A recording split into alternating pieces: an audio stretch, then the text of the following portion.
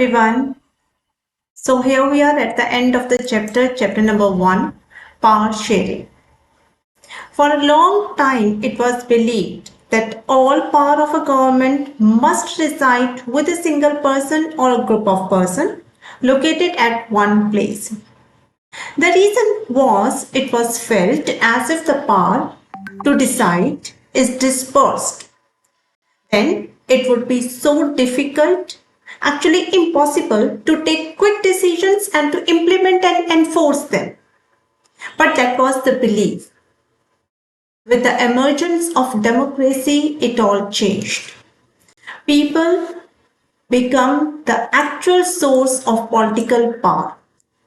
People rule themselves through institutions by selecting their own government through the self-government.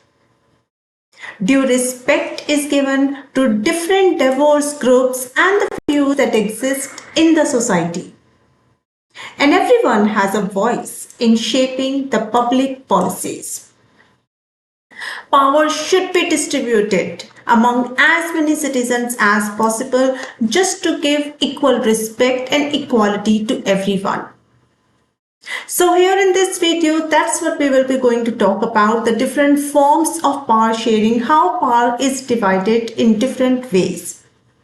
The first is the horizontal distribution of power sharing, in which the power is divided among different organs of government, legislature, executive and judiciary. And this system is something, which we can see in our country also.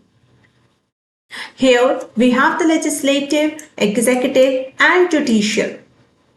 Legislative includes president, parliament, which for the two has two houses, Rajya Sabha, Lok Sabha.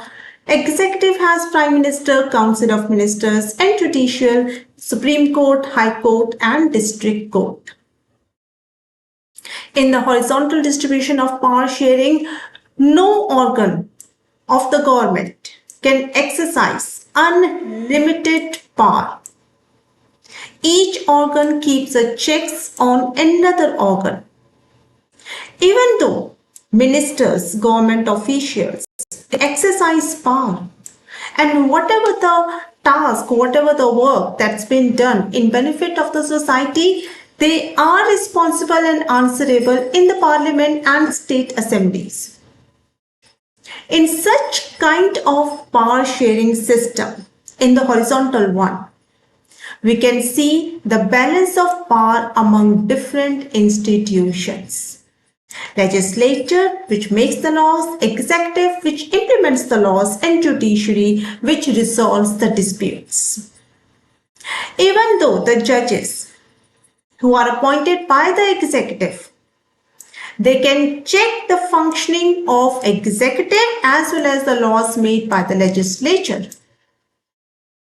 So, the horizontal distribution of power sharing is also known as a system of checks and balances. To remember this thing, this question comes in the board. Another form of the power sharing that we have is the vertical distribution of power sharing, that's also known as the federal division of power, in which power is divided at different levels. At general government for the entire country, that's the federal government. In India, we call it as the central or union government. Then at the provincial and regional level, and here in India, we call it as state government.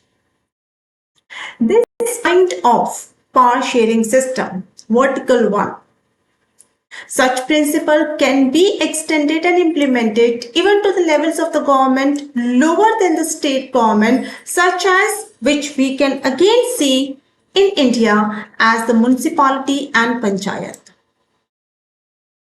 Under such kind of system, the constitution clearly lays down the powers of different levels of government.